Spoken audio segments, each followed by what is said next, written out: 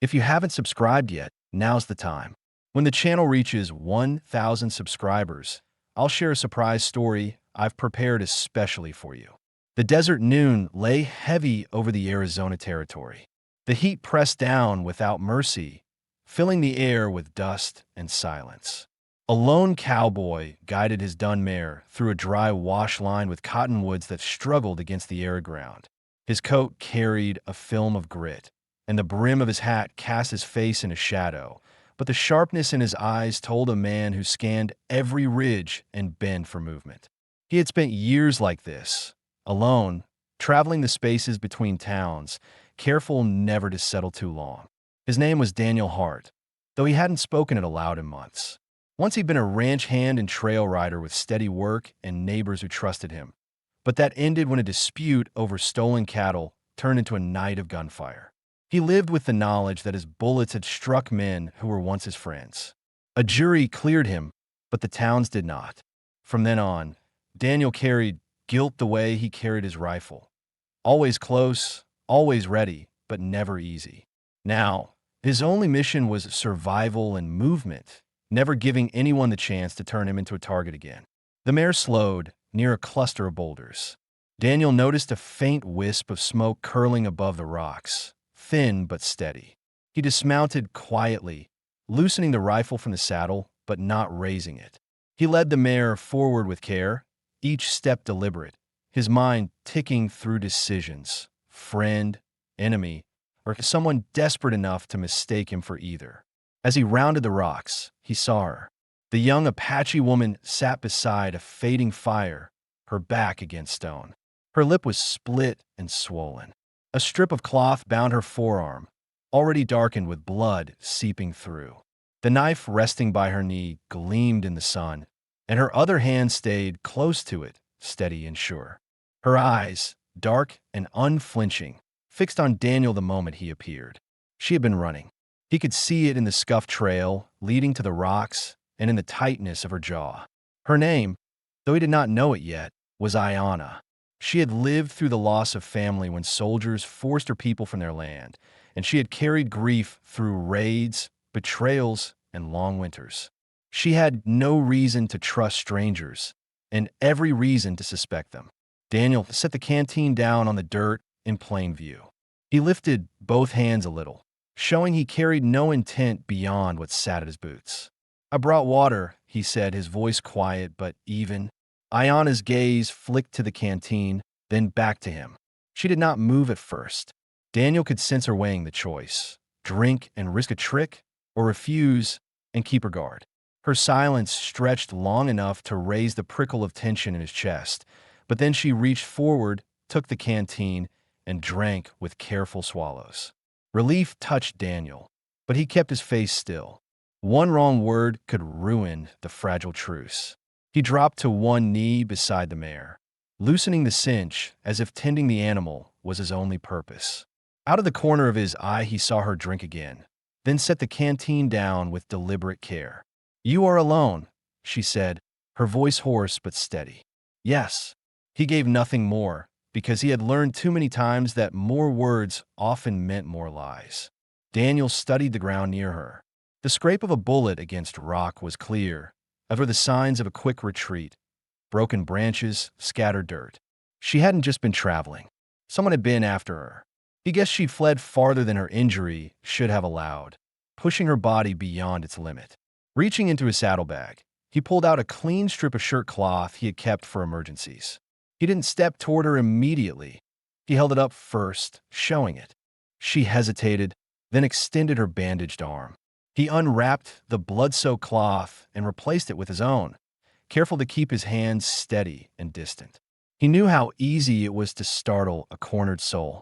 When he tied the last knot, he said, "There's a creek 2 miles east.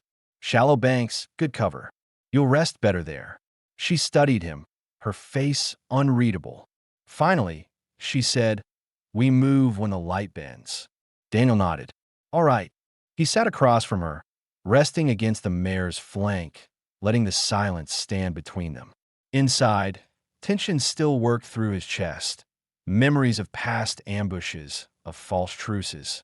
But he also felt the pull of empathy sharp and inconvenient. He knew what it was to run, to carry loss with no safe place to set it down. Watching the young woman guard herself with every muscle, he recognized the weight she carried. She wasn't part of his mission. His plan was simple: stay alive, stay moving. Yet something in him decided not to leave. Not yet. The desert held its breath around them. The fire cracked softly, and two people who had no reason to trust each other waited out the heat together, bound for a creek neither had seen yet, but both had agreed upon. When the sun began to tilt westward and the heat eased just enough to allow movement, Daniel rose first. He checked the mare's hooves, adjusted the saddle straps, and scanned the ridgeline again. The Apache woman, Ayanna, watched his movements, measuring his choices with the quiet suspicion of someone who had survived too long to take anything at face value. She said nothing, but when he nodded toward the direction of the creek, she stood without protest, her knife back at her side, her wounded arm held close to her body. Daniel thought about what little she had revealed. She hadn't given her name, not yet. She had spoken only what was necessary. He understood that kind of silence. It wasn't pride, it was survival. He wondered briefly who had been shooting at her. Outlaws? Cavalry scouts? Men sent to drive her farther from land that had once belonged to her people? He didn't ask. She would tell him if she chose. Still, the question pressed at the back of his mind as they walked. They moved through the wash, the mare's ears twitching at every shift of the wind. Daniel placed himself slightly ahead, his rifle within reach, while Ayanna followed close enough to see the ground he chose, but far enough that she kept her independence clear. She favored her left arm, though she tried to hide the stiffness. Daniel considered forcing a slower pace, but decided against it.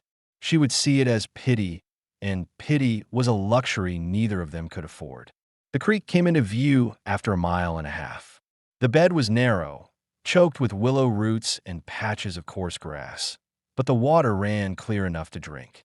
Daniel crouched first, scooping water in his palm and tasting it with caution before offering it to her. She knelt without hesitation, cupped her hand, and drank until the tension in her shoulders eased a fraction. He unsaddled the mare, letting her drink at the edge while he gathered stones to build a small ring for a fire. Ayanna, still guarding the tree lean with sharp eyes, finally asked the question he had expected. "Why are you here alone?" Daniel kept his eyes on the stones as he placed them. "Because nowhere else wants me. I move, I work when I can, I keep to myself. That's enough." Her gaze lingered on him, as if weighing whether his words carried truth.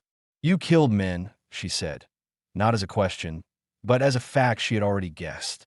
He met her eyes for the first time since they'd left the rocks. Yes. He didn't defend it, didn't explain the trial or the way guilt had trailed him. He saw no point. She looked away, her jaw tightening, and for a moment he wondered if she would decide then and there to leave him behind. But instead she crouched near the fire pit and began gathering small twigs. She worked silently beside him, the sound of snapping would filling the gap.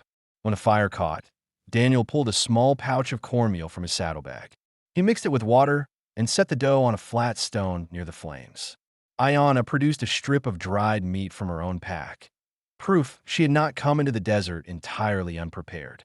They shared both without ceremony. The silence between them wasn't empty now. It held the weight of two people who had begun to recognize each other's truths. She had seen he was marked by violence, but not ruled by it. He had seen she was more than a fugitive. She was someone still fighting to claim a place, even if it was just a patch of ground beside a creek for one night. Later, when the fire dimmed to coals, Daniel laid his blanket across the ground and gestured toward it.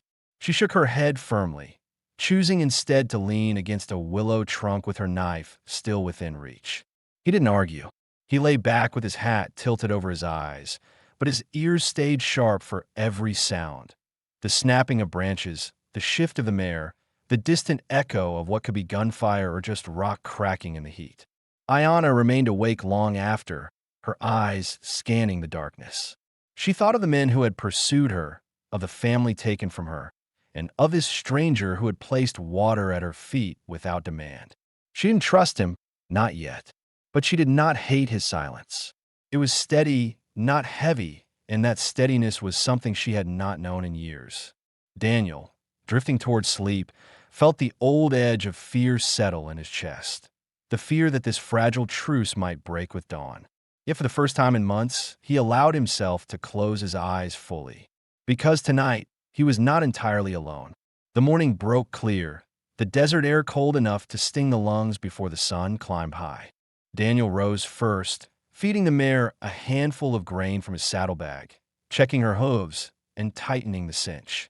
Ayanna stirred at the base of the willow, her knife still resting across her lap, her eyes opening sharp and alert as though she had not truly slept.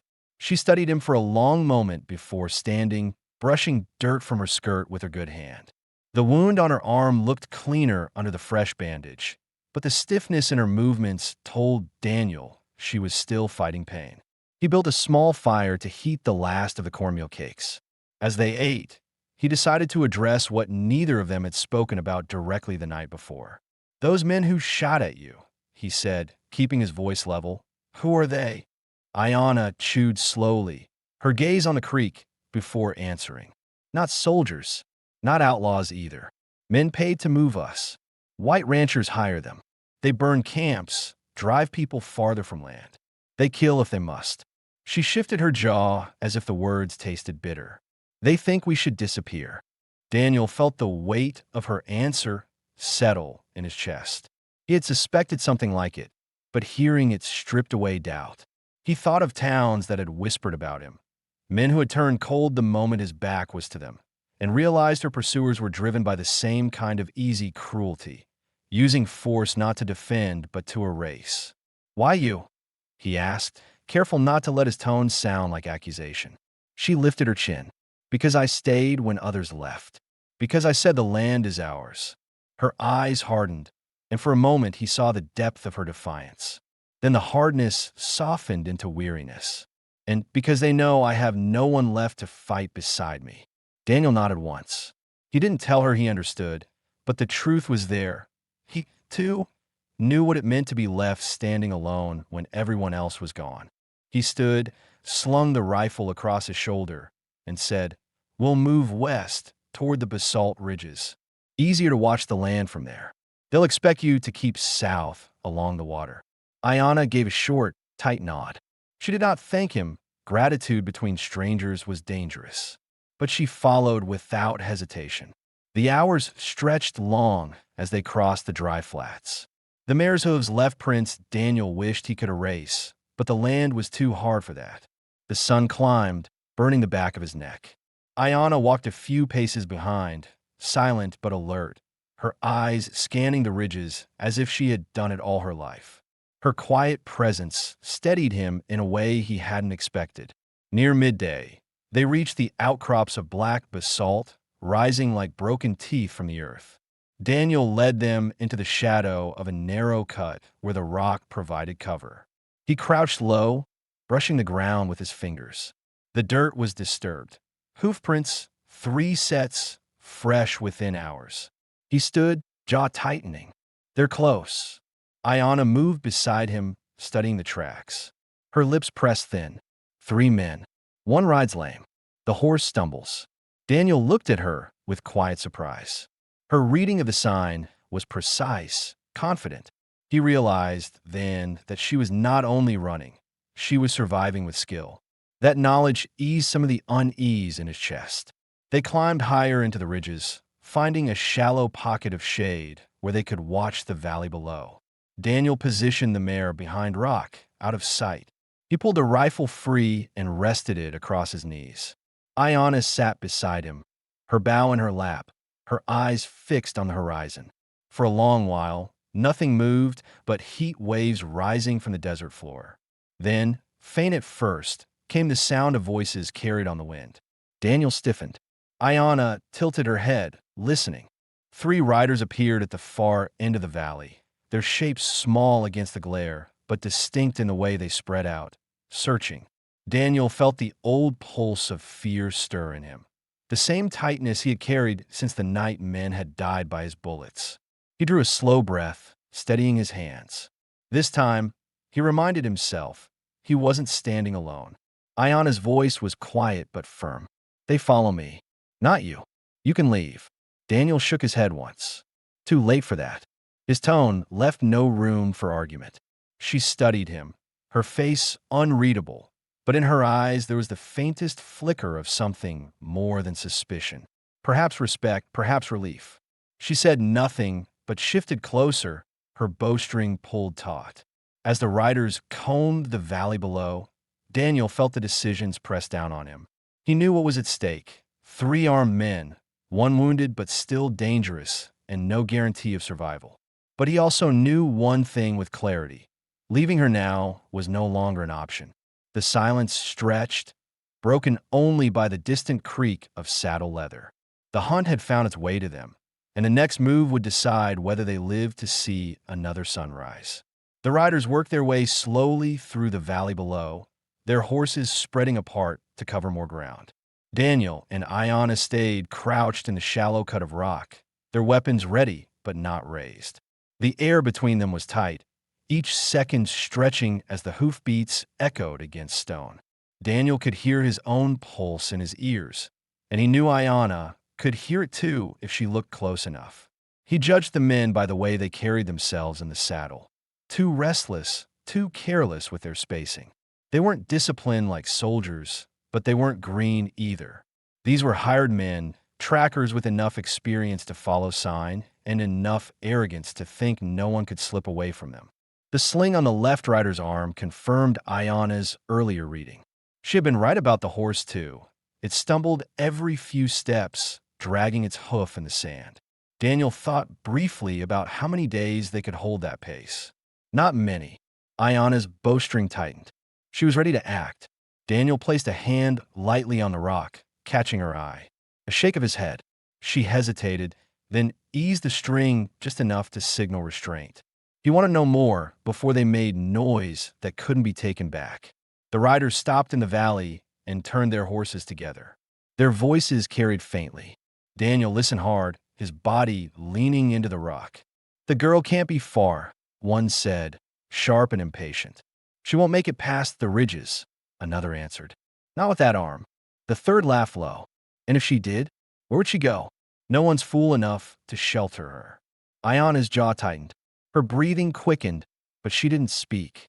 Daniel understood the weight of what she heard, the casual certainty in their voices, as if her life were already decided by men who thought the desert itself was on their side.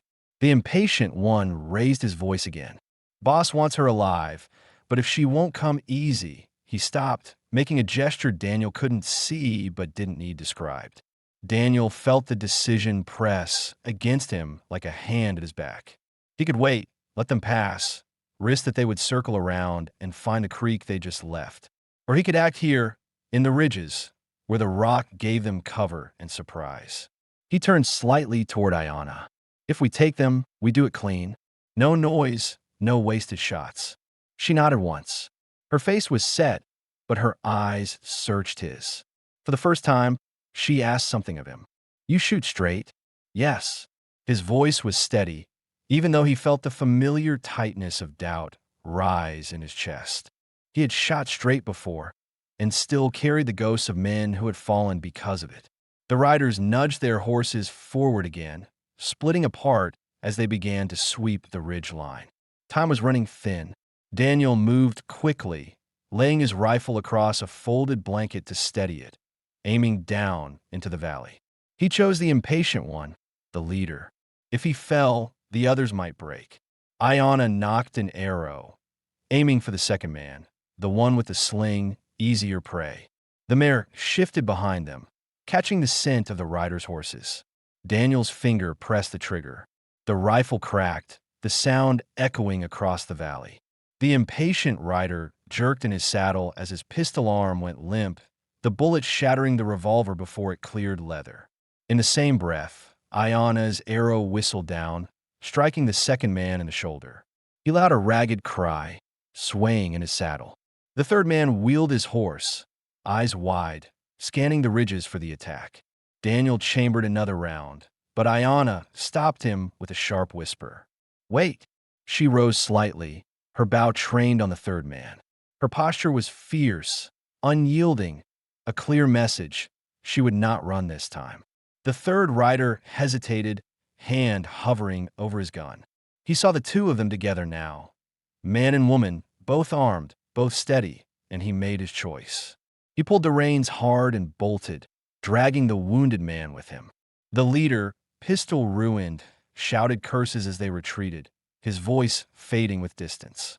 Daniel lowered his rifle, exhaling a breath he hadn't realized he'd been holding.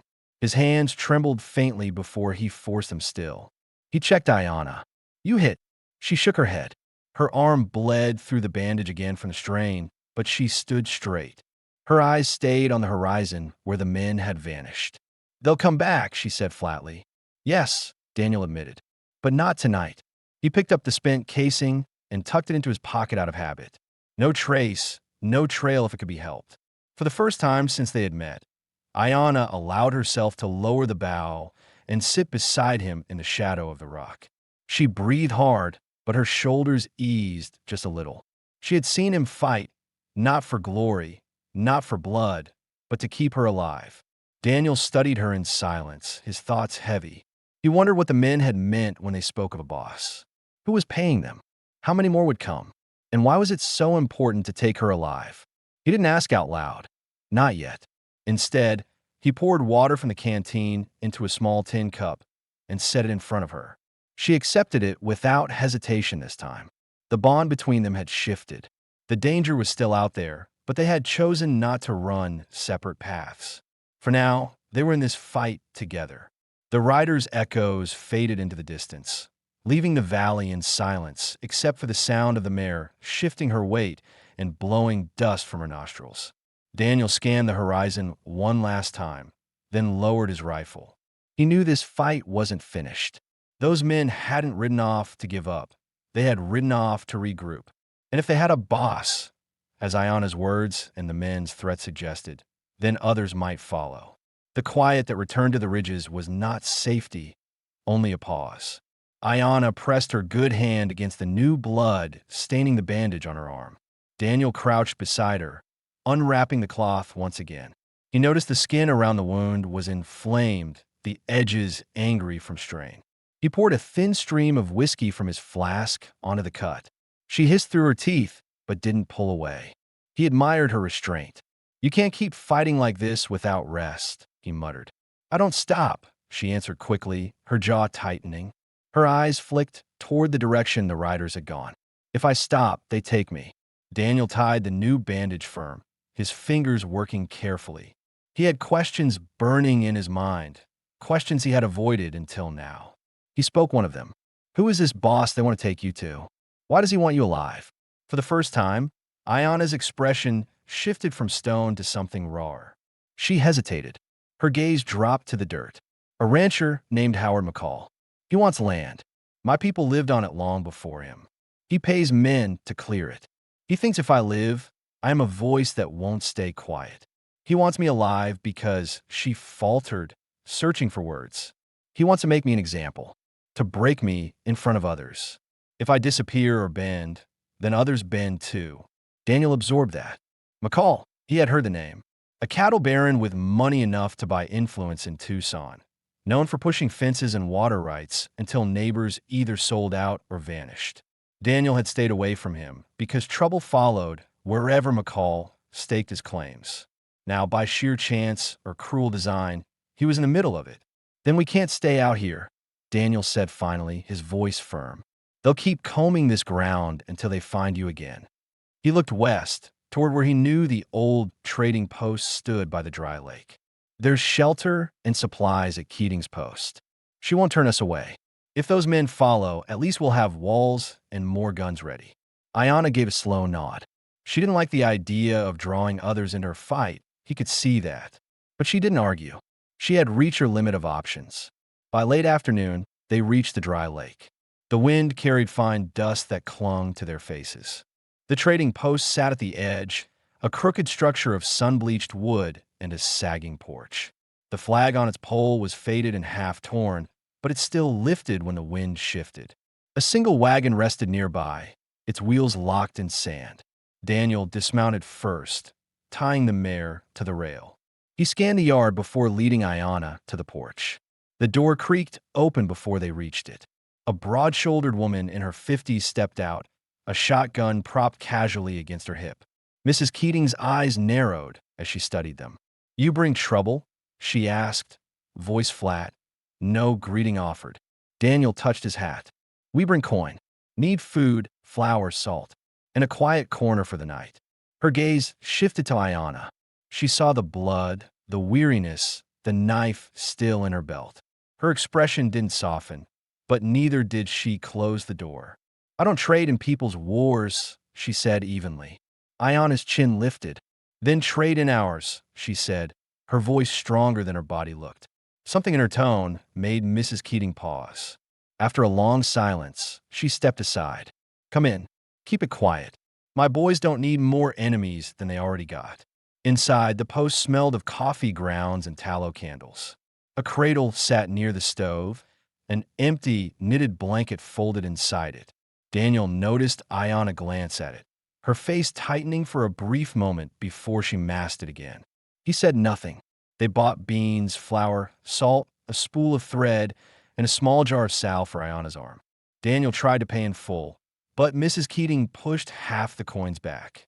"Keep it," she said. "You'll need it more than me." Ayanna, restless, walked to the back room where she found Keating's eldest boy sanding down a broken bow stave. She ran her fingers along the wood, inspecting the work. "You can keep it," the boy said shyly. "I will pay in work," she replied, and carried the wood outside to stack firewood in clean rows. The boy followed, watching her movements with quiet admiration. Daniel stayed on the porch, his rifle laid across his knees. He watched the horizon, knowing it wouldn't be long before McCall's men circled back this way. His chest tightened with the familiar old weight of guilt and choice. He had never meant to stand in anyone's fight again, but he was already in it. Inside, Mrs. Keating filled tin cups with coffee and set them on the counter. "Men came through asking about a girl," she said, her voice low. "Said she was Apache, traveling with a drifter. I told them no one passed here. Next time, I might not be able to say it." Daniel lifted the cup, his hand unsteady for just a moment before he hit it against his leg. "Then we'll be gone soon," he promised. But he knew promises meant little in the desert. What mattered was staying ready. Dusk settled across the dry lake, the last of the sunlight spilling flat and red over the sagging boards of the trading post. Daniel sat on the porch rail with his rifle balanced across his knees, scanning the horizon the way he always did when shadows began to thicken. The mare stood tied to the post rail, her ears twitching, restless. Inside, Mrs. Keating moved about the small store, her boys stacking flour sacks against the wall, while Ayanna sat by the stove, rolling sinew between her fingers as she began binding the bow stave the boy had given her. Daniel's nerves stayed tight. He knew what Ayanna hadn't said outright, that McCall's men wouldn't let the beating in the ridges stand. They would return, not only for revenge, but to prove a point. And now, by standing beside her, he had marked himself as part of her fight. He accepted that truth without complaint, but the weight pressed down heavy as he watched the empty lake bed stretching to the darkening ridges. The first sign came with the faint crunch of hooves on hardpan. Daniel rose slowly, resting the rifle against his shoulder. 3 riders appeared from the west, their shapes outlined in the dying light. As they drew closer, he saw the sling on one man's arm, the same wounded rider from before. The others he recognized by their posture, rough men who carried themselves with a mix of anger and hired arrogance. They didn't dismount when they reached the post. Instead, they lined their horses in front, facing the porch like a warning. Mrs. Keating stepped outside with her shotgun. Her face was calm, but her eyes sharp. "If you bring business, state it. If you bring trouble, take it to the road." The rider with the sling leaned forward, his voice sharp and hoarse. "We want the girl. You hand her over, we ride off. You don't, we burn this place to the ground." Before Daniel could speak, Ayanna stepped out from the doorway, her bow slung across her good shoulder. She moved slowly, her injured arm close to her body, but her presence on the porch was steady. "If you want me, use my name," she said, her voice carrying clear. Say out loud. Ayana, not the girl. The riders shifted uneasily. The leader spat into the dirt. Makes no difference what you're called. McCall owns this land. You're standing on his water, his grass. He says you come back with us, alive, or you don't come back at all. Daniel stepped forward then, placing himself shoulder to shoulder with her, his rifle held at the ready but pointed at the ground. She's not going anywhere, he said flatly. His voice wasn't raised, but it cut through the evening air like a blade of cold truth. The standoff stretched. Behind them, Mrs. Keating's two boys stepped into view, each holding an old rifle with hands that trembled only slightly. It wasn't a large defense, but it was enough to shift the numbers. 3 riders against 4 guns inside a post, and 1 man and woman on the porch who weren't showing fear. The math no longer favored the men who had come. The leader snarled, trying to mask his hesitation. You think you can stand against McCall? He's got more men than you can count. This is a waste. You'll all die for nothing. Ayana's reply was sharp, unshaken. The desert doesn't belong to McCall. It keeps who it wants. Tonight it keeps me. For a long moment, Daniel thought the riders might test their luck anyway. His finger tightened against the trigger guard, his muscles ready for the recoil he dreaded but had lived with before. But the leader glanced at the rifles behind the windows, at Daniel's steady stance, at Ayana's unwavering eyes, and finally jerked his reins.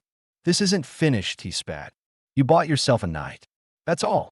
They wheeled their horses and rode back into the gathering dark, the sound of their hooves fading until only the quiet of the lake bed remained. Inside, tension broke in a rush. The boys laughed too loudly, trying to hide their nerves. Mrs. Keating lowered her shotgun, shaking her head. You've just made me a target, she said, though her tone carried no regret. She poured coffee into tin cups and slid them across the counter. Daniel accepted his, noticing how his hand shook when he lifted it. He masked it by wiping the rim with his thumb before drinking. The bitterness steadied him. Across the table, Ayana's gaze held his. She had seen the tremor. She didn't call it weakness. Instead, she spoke with a quiet conviction. You stayed, she said simply. Daniel nodded. I said I would.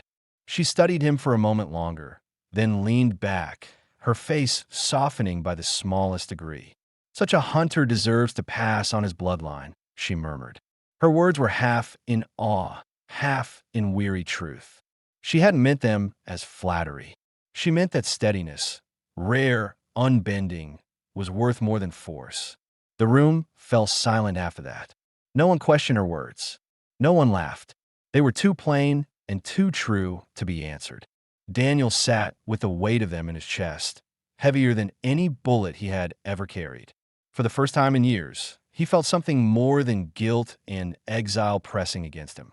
He felt the beginnings of belonging. And though danger waited beyond the horizon, tonight he knew with certainty he wasn't standing alone anymore. Morning light broke over the dry lake, the air still cool before the heat would settle in again. Daniel was already outside, tightening the mare's cinch, when Ayana stepped onto the porch.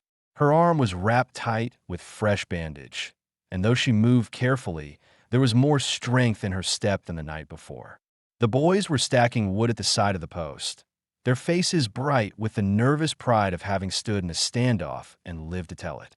Mrs. Keating came out with her shotgun resting on her shoulder, scanning the horizon as Daniel had done.